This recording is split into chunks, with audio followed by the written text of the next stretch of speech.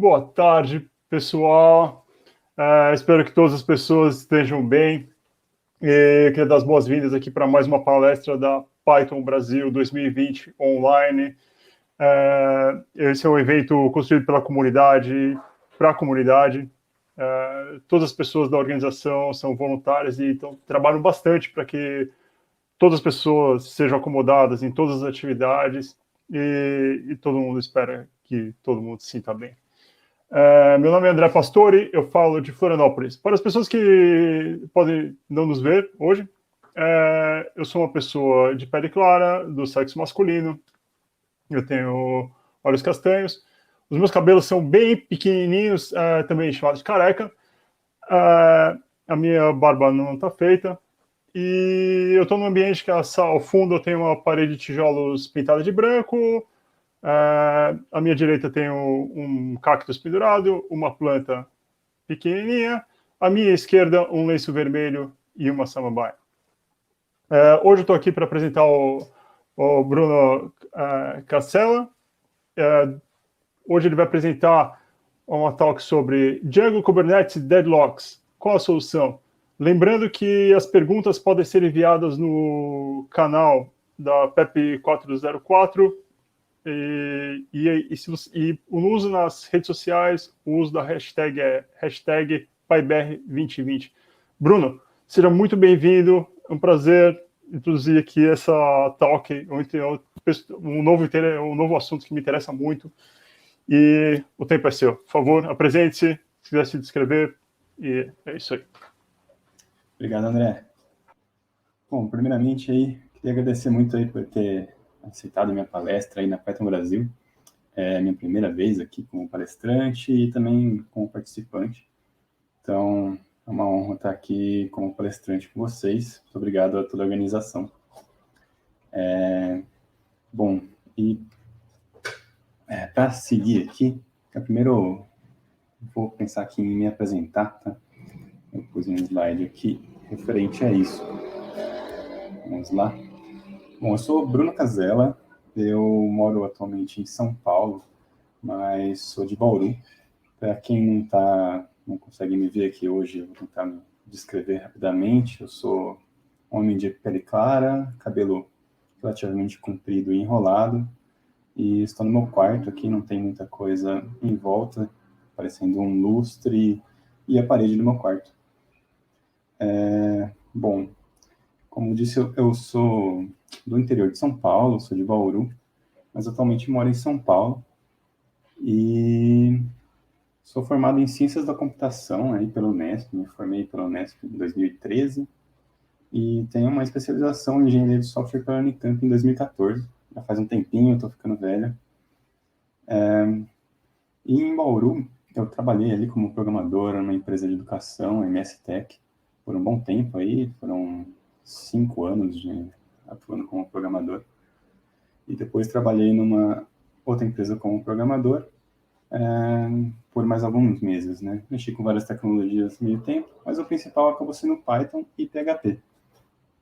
Ano passado eu recebi uma proposta para vir para São Paulo, para trabalhar no Hospital Albert Einstein, mais especificamente numa startup que é do próprio Einstein, que gerenciava a escala de médicos, também com PHP em Laravel.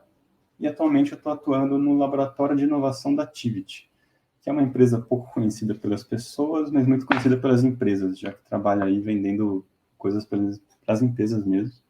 Eu diria que é uma mini Amazon brasileira aqui, a gente atua na América Latina inteira, temos cerca de 7 mil funcionários, e eu estou agora ajudando na formação do Lab de Inovação da empresa, que conta com 40 funcionários, mais ou menos, e está no começo ainda. Então, a gente trabalha bastante com pesquisa e desenvolvimento e com DevOps. Então, essa é a minha área de atuação atualmente.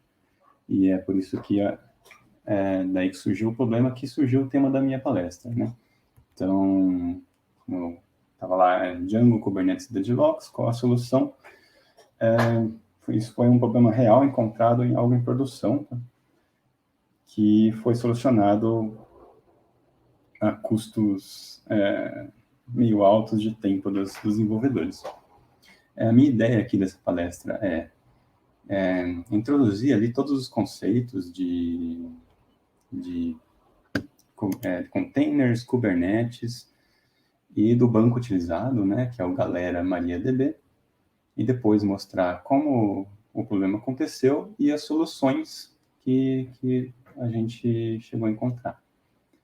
Então, começando aqui, eu vou querer falar um pouco sobre containers, né? Eu sei que muitos aqui já devem conhecer container, já devem conhecer Docker, e talvez outros não. Então, a ideia aqui é ter essa base aqui para todo mundo.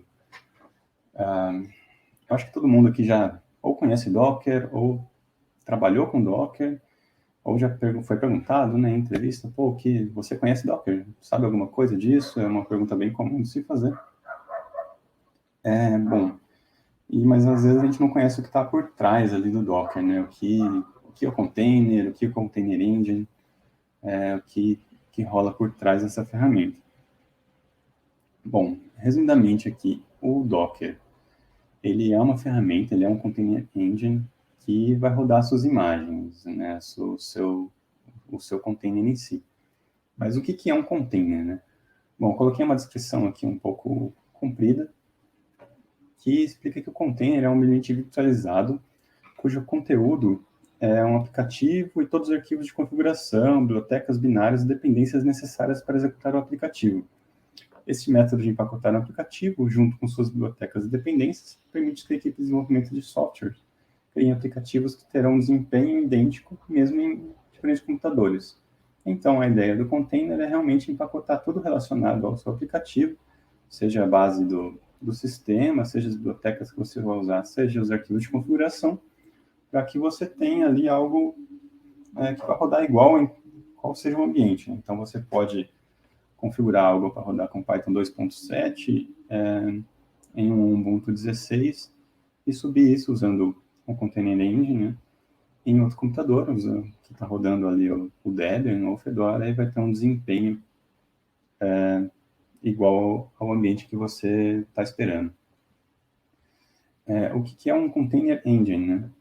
O Container Engine, ele é algo que vai aceitar requisições, comandos de terminal, que vai fazer o download e o upload de imagens de container, e que para o usuário é o que vai rodar o container, né? Que é aí que a gente fala, e o que todo mundo conhece, que é o Docker. Mas o Docker não é o único Container Engine que a gente tem para usar. Um exemplo, por exemplo, é o Podman, que é um outro Container Engine, que tem algumas diferenças com relação ao Docker, como, por exemplo, não ter a necessidade de rodar as coisas com permissão de root, ele não tem um daemon por trás, então ele é um comando, né? Ele vai subir o seu container e não vai ficar lá ocupando sua memória, ocupando o seu processo. Ele vai subir e terminar o seu trabalho e beleza. E também ele é muito parecido com o Docker de comandos, assim, fazer a migração do Docker para o Podman é algo muito fácil. Você vai ter a mesma lista de comandos e tudo similar, só que com algumas vantagens. Estou falando só para exemplificar a gente sair dessa mentalidade de que o Docker é o único container engine, mas não é exatamente o foco. E o Docker ali, ele é o container engine, mas quem roda mesmo o container por trás é um Container Runtime Interface, que no caso do Docker e do Podman é o runc. Então, o runc ele vai receber ali, né, o Docker vai informar para o runc como é a imagem que ele vai rodar, qual que é a imagem e o arquivo de configuração, e o runc mesmo que vai subir isso aí. Enfim, aqui eu tento resumir ali o que é o Docker, o que é um container, porque ele é a base ali do que vai ser usado no Kubernetes, e que é o meu próximo slide aqui. Então, onde estava rodando esse ambiente de produção, onde o erro ocorreu? Estava rodando em um ambiente Kubernetes. O que é um ambiente Kubernetes, né? O Kubernetes em si é um sistema open source que é utilizado para automatizar a implantação, dimensionamento e gerenciamento de aplicativos de containers em cluster de hosts. O Kubernetes agrupa os containers que compõem um aplicativo em unidades lógicas, que a gente chama de pods, para facilitar o gerenciamento e a descoberta. Então, o Kubernetes ele é uma ferramenta de clusterização. Você vai ter ali um cluster master que vai cuidar dessa gerenciação, de escalar os pods ou matar eles, enquanto você vai ter outros clusters ali, né? Uns clusters slaves, que vão estar ali rodando esses pods, né? O cluster em si, ele é uma arquitetura, né, basicamente, que é o que eu falei, você vai ter um master ou um grupo de master e N outros nós slaves, ou N outros grupos de nós slaves, tudo isso para você conseguir agilizar e escalar a sua aplicação. Então, se você tem, por exemplo, um site como Submarino, e em dado momento do dia você precisa de mais processamento, você precisa de uma resposta melhor ali do seu site, você pode deixar um escalonamento automático para você ter mais máquina, né? Mais memória e mais containers rodando com a sua aplicação, e com isso você conseguir responder melhor aos seus clientes. E ali eu falei de pods, né? E o que é o pod do Kubernetes? O pod do Kubernetes nada mais é que um conjunto de containers que vão rodar num mesmo ambiente. Então, você vai ter ali, por exemplo, um pod que vai conter a sua aplicação Django, junto ou seja, vai ter o container da sua aplicação Django, vai ter o container de uma aplicação Nginx para servir a sua aplicação Django, e mais algum outro container de banco, por exemplo, se você quisesse colocar tudo junto. Então, você vai conseguir ter um pod que todos vão se conversar entre si.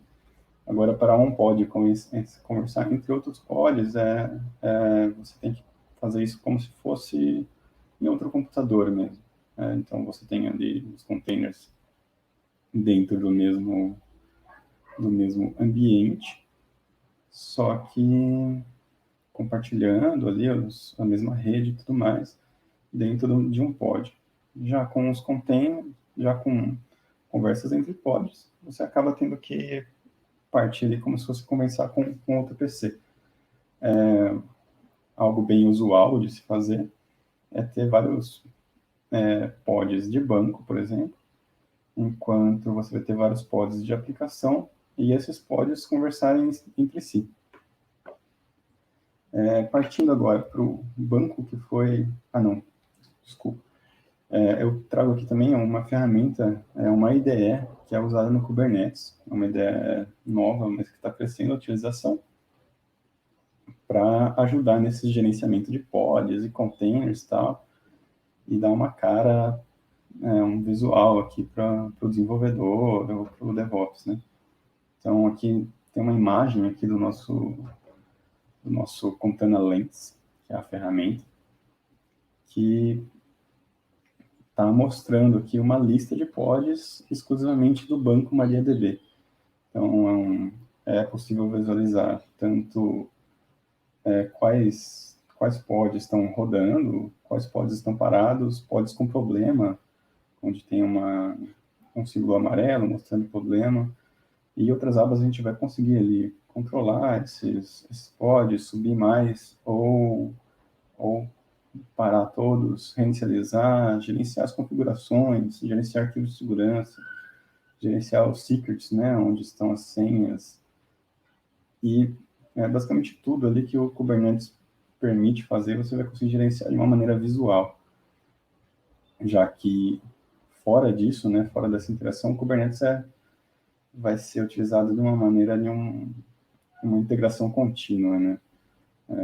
Você vai configurar o seu GitLab ou outra ferramenta que vai ter de integração para subir automaticamente a sua aplicação conforme você for fazendo deploy, ou se você for corrigir um bug, você vai subir novos pods automaticamente, e o Kubernetes vai fazer o gerenciamento de matar os antigos pods, que vai ter as imagens antigas de container, e subir as novas, de uma maneira que o cliente não vai perceber, vai ser basicamente instantâneo, uma maneira bem fácil de fazer um deploy de uma aplicação com um downtime bem pequeno.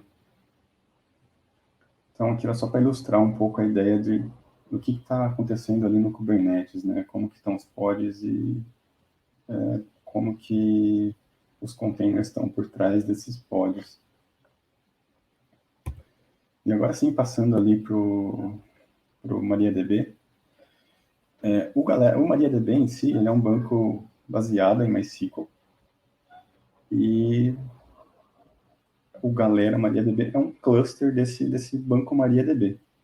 Então, o que ele é? Né? Ele é um cluster multimaster, que significa que todos os nós desse cluster são nós master. Então, no nosso caso aqui, a gente tem, por exemplo, um cluster de galera com três nós, onde os três podem ser master. E é possível fazer a escrita em qualquer um dos nós. A ideia do Galera MariaDB é ter um cluster com N nós, com pelo menos 3 nós, onde cada um dos nós que você for acessar, eles vão ter uma informação atualizada. Então, se eu tenho 10 nós, que é algo feito para agilizar, né, o tanto de escrita que eu vou aguentar por segundo. E eu escrevo no nó 10. E a próxima leitura é no nó 1, eu vou ter a informação da escrita do nó 10 no nó 1. Porque ele vai fazer uma escrita que eles chamam de virtualmente síncrona, que vai, a cada escrita ali, ele vai sincronizar todos os nós com essa informação. Isso é bem legal, você consegue ter vários benefícios com isso, de trazer agilidade ali para o seu sistema, poder fazer mais escritas e mais leituras ao mesmo tempo do que você conseguiria, por exemplo, com um banco que estivesse rodando em um servidor único, né? Você pode ter, se algum dos nós tiver problema e cair, por exemplo, um dos nós teve uma falha e caiu, você ainda vai ter outros nós trabalhando e o Kubernetes vai subir um novo nó. Então, você consegue ficar à prova ali de catástrofe, a gente chama. Você consegue ter um nó com problema, os outros vão continuar rodando tranquilo, essa é a ideia, com a informação replicada. Então, você não vai ter perdido aquela informação que você acabou de escrever no nó 10.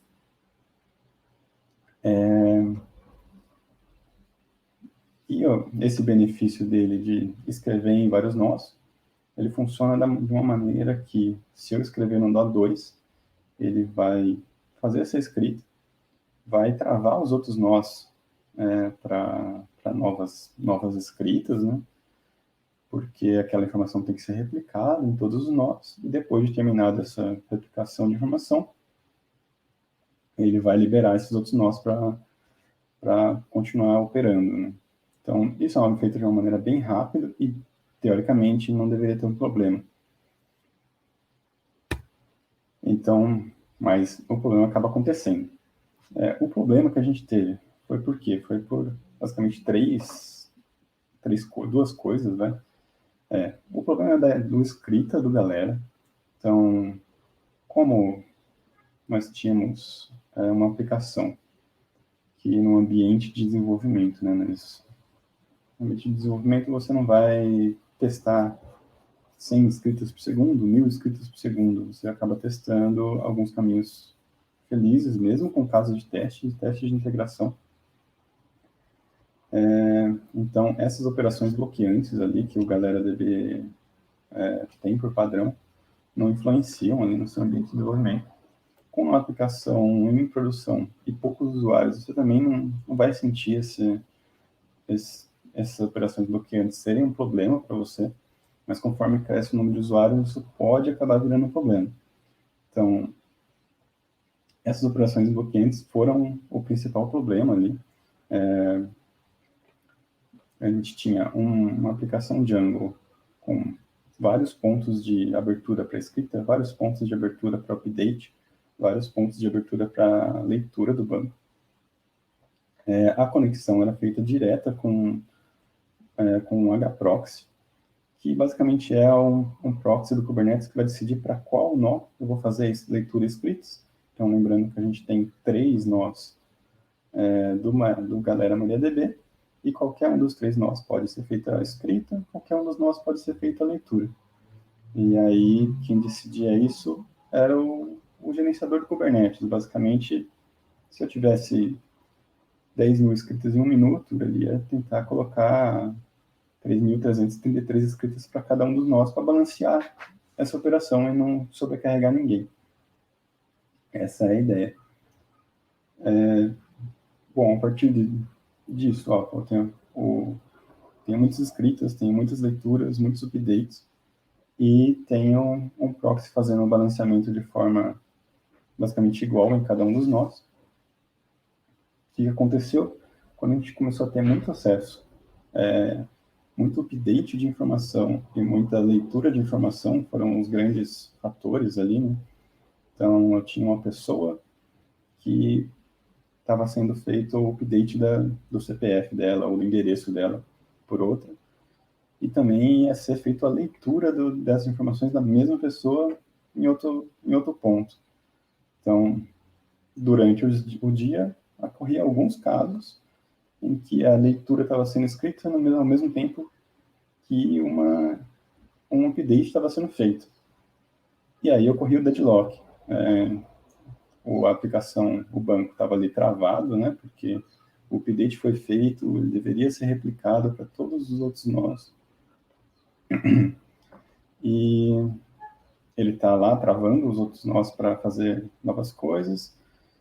Então, se eu escrevo no nó 3 uma informação nova, faço o update lá da tabela, e vou tentar fazer a leitura disso no nó 1, e ao mesmo tempo, ele não vai deixar, ele vai me travar, falando que eu não tenho uma informação mais nova, que lá está travado, e no fim das contas eu vou ter um deadlock ali, um deadlock que acaba caindo para a tela do cliente, quando não é tratado, que era o caso. Então a gente conseguia fazer o trace de quantas vezes isso ocorria por dia, porque a gente usava uma ferramenta de envio de exceções, né, o Sentry, uma ferramenta que talvez o pessoal de DevOps conheça, mas a gente não conseguia de cara entender o problema, né? Aqui eu estou dando o caminho do porquê o problema existiu, mas de cara a gente não conseguia entender esse problema exatamente porque a gente não tinha simulado algo desse tipo, né? Muitos updates sendo feitos, ao mesmo tempo que muitas leituras estavam sendo feitas sobre exatamente a mesma tabela, e qual que era o problema dessas tabelas sendo bloqueadas por causa disso. E, bom, isso gerou esses deadlocks, gerou o problema de algumas aquisições por dia, né, de terem isso, e gerou o problema da gente conseguir, primeiro, beleza, entender o problema, segundo, reproduzir esse problema. Que, como que a gente vai fazer o debug disso, né? A gente, em produção ali é fácil, né? Tem muita gente usando e vai acabar acontecendo. Agora, como que eu vou, no meu computador, fazer essa simulação, né? Pô, de algo, fazendo muita leitura em um nó, depois fazendo muita, ao mesmo tempo que tem muito update em outro nó.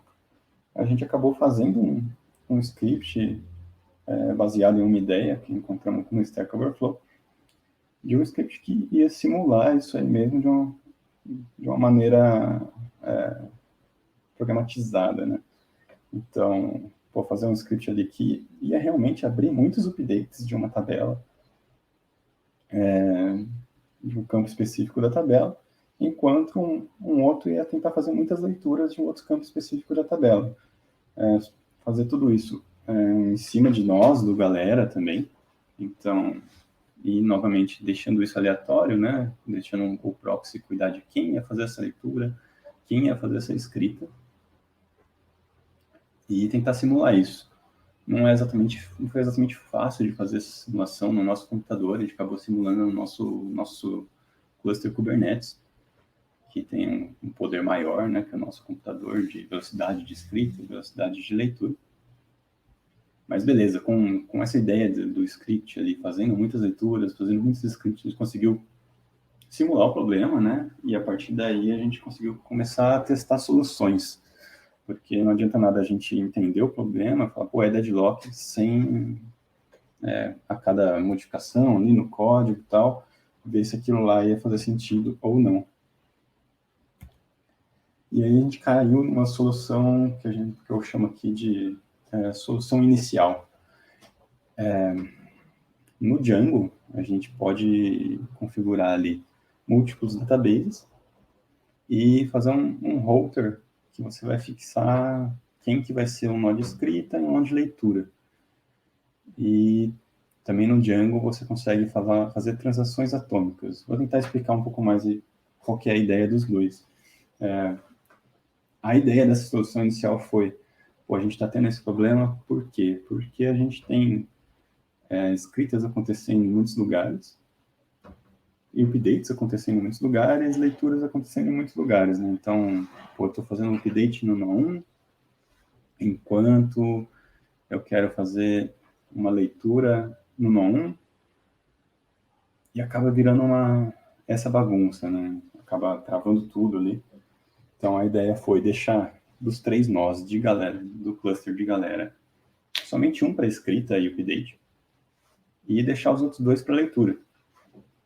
Então, a gente ia garantir que somente um deles ia ter as escritas, ele ia ficar livre para mandar atualizar os outros com essa escrita, e os outros iam ficar ali somente para leitura. Isso ia tirar esse gargalo de travamento ali do galera em si.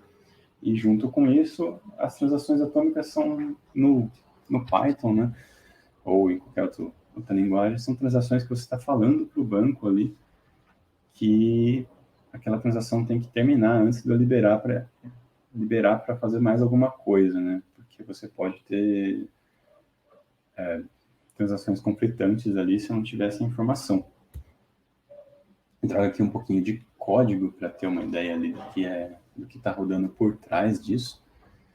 Isso é um código do Django, tá? Um código de configuração do Django, que a gente configura aqui três databases. Uma database padrão aqui, que vai ser a database exclusiva para escrita e update, e 2 databases de leitura. Isso é algo que a gente descobriu que dava para fazer com Django, provavelmente a gente consegue fazer isso com outros frameworks e provavelmente com outras linguagens também. Não sei como isso funcionaria em outras linguagens, mas eu acho que deve ser algo possível. Mas foi algo bem interessante de se aprender, de se fazer.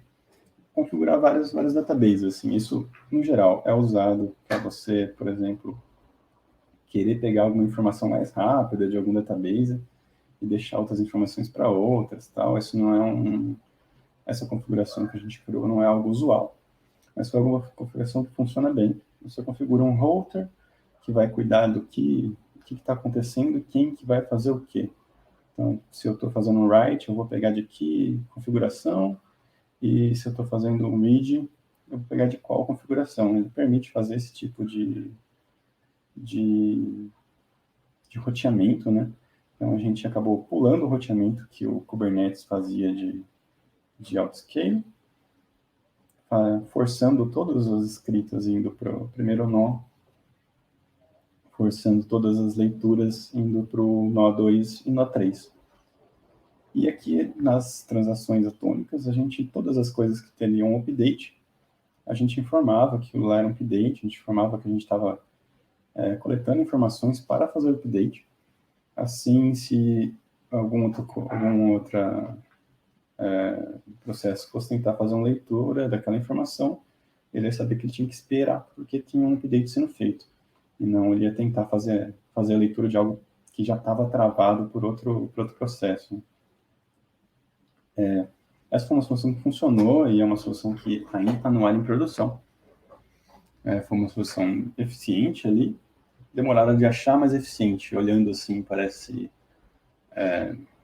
fácil de se codar, mas foi algo trabalhoso ali, levou bons dias de pesquisa. E, como eu disse, eu coloquei ali, isso é algo exclusivo do Django, exclusivo para MariaDB. Não. Você vai conseguir aplicar esse tipo de ideia aqui para outros frameworks e talvez para outros bancos que trabalhem em cluster, que estão com esse problema aí de você estar tentando fazer uma leitura ou um update de algo que está travado ali, porque tá com uma outra operação. Após isso, a gente falou, bom, beleza, a solução aqui inicial, né? A gente não ficou 100% feliz e depois a gente acabou indo pesquisar um pouco melhor de qual seria uma solução mais escalável, eu diria. Então, a gente acabou chegando aí numa solução que a gente usa uma ferramenta chamada MaxScale. É uma ferramenta que ela é disponibilizada pelo próprio pessoal do Galera MariaDB e que a gente só tomou conhecimento depois. Mas ele é o quê? Ele é um proxy ali que a gente sobe no nosso cluster Kubernetes. A gente configura essa ferramenta para ela saber quais são os nós que o Galera MariaDB tem. E a gente pode configurar como se fossem endpoints com diferentes configurações de leitura e escrita. Então, eu posso configurar um endpoint que vai ser tipo ao read. Então, todos os nós do Galera vão poder ser feitos escritas se eu acessar por esse endpoint, mas não leitura. Então, por exemplo, seria se eu quero garantir uma camada de segurança da aplicação para um cliente externo, poderia deixar ele acessar só por esse endpoint, por exemplo, que ele não vai conseguir fazer escritas. Ou você pode configurar, que foi o que a gente fez, um endpoint que você vai definir qual que vai ser o roteamento de leitura e escrita. Então, a gente deixou ali a escrita somente no primeiro nó e a leitura nos outros dois nós. Assim como a gente estava fazendo ali com o Django, só que a gente deixou um proxy exclusivo para fazer essa subdivisão. Com a vantagem de que, se um dos nós caírem, por exemplo, se o nó 2 de escrita cair, porque aquele cluster Kubernetes deu algum erro, você não vai ter problema de leitura, porque esse proxy MaxScale ele vai entender que aquele nó caiu e não vai mais mandar requisição para aquele nó. E assim como se o nó que você configurou de escrita cair, ele vai pegar um nó secundário, o nó 1, por exemplo, que estava exclusivo de leitura, e vai transformar ele no nó principal de escrita e vai continuar normalmente. A gente teve esse problema de um dos nós caírem, né? Como a gente estava acessando nessa solução aqui ainda diretamente os nós. Então, o nó 2 caiu aqui. Às vezes a gente tinha problema de leitura. Às vezes eu consigo ler a informação, às vezes eu tomo um erro do sistema aqui falando que não está sendo possível ler. Por que isso? É porque esse nó tinha caído e a gente tinha que corrigir isso de alguma outra maneira, que o Kubernetes não conseguiu se autocurar. Mas com esse MaxScale esse problema não acontecia, já que se o nó cair, ele vai redirecionar as requisições para o nó que ainda está de pé. Então, essa é a nossa solução final, assim, para esse problema. É a solução que ainda precisa ir para o ar, já que colocar isso em produção já precisa de uma janela de manutenção que a gente ainda não conseguiu. Mas é isso. Aqui, só para... Acho que talvez tenha sobrado um pouco de tempo aí, então a gente vai ter uns tempinhos para pergunta de quem quiser. Mas só para finalizar, as conclusões que eu chego, principalmente, o problema de deadlock pode ser complicado aí de se prever no início, né? Você pode acabar não pensando no início do projeto se esse problema vai acontecer aí na frente, quando você tiver muitos acessos por segundo. A solução ali foi feita em Django, mas a gente consegue aplicar ali em outros frameworks, em outras linguagens, como eu já disse. Então, acho que é ok que a gente está usando Django, mas a ideia de como sair do problema caberia em outras linguagens. E o problema aconteceria em outras linguagens também. Tem outras soluções para esse problema. Esse caminho que a gente chegou e essa solução final que a gente chegou é uma solução que, afinal, que a gente considerou ok para o estado do por estágio que está a nossa aplicação, né?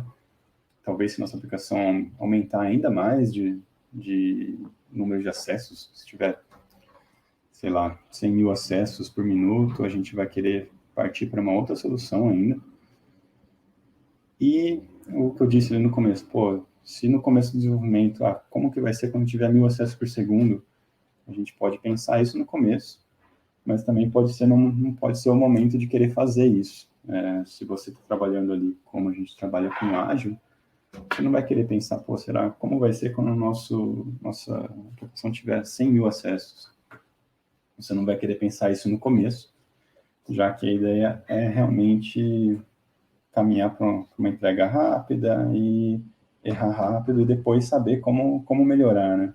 Porque às vezes a ideia é saber que aquela não é a melhor solução e depois partir para melhoria, né?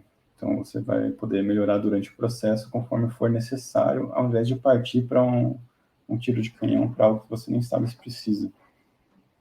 Que pode até não ter sido exatamente o caso ali, mas também é o que eu disse, a gente não sabe como que vai ser o futuro da aplicação, se vai ter 100 mil acessos daqui a algum tempo, mas a gente também não é o momento de pensar nisso agora. Acho que quando a gente, agora a gente vai crescer, o que a gente vai fazer, vai ser uma pergunta que a gente faça no futuro.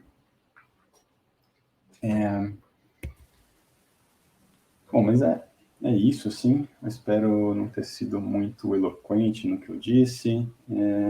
E agora fico esperando perguntas ali. Deixo só um último recado. Eu não deixei um link nem nada, mas a Tivity e o Laboratório de Inovação a gente está contratando. Temos vagas para Python, vagas para .NET e para DevOps. Quem tiver interesse, vocês vão conseguir achar a Tivity aí no Kenobi. E vão conseguir achar as vagas. Eu posso também compartilhar elas no Discord para quem tiver interesse. Excelente.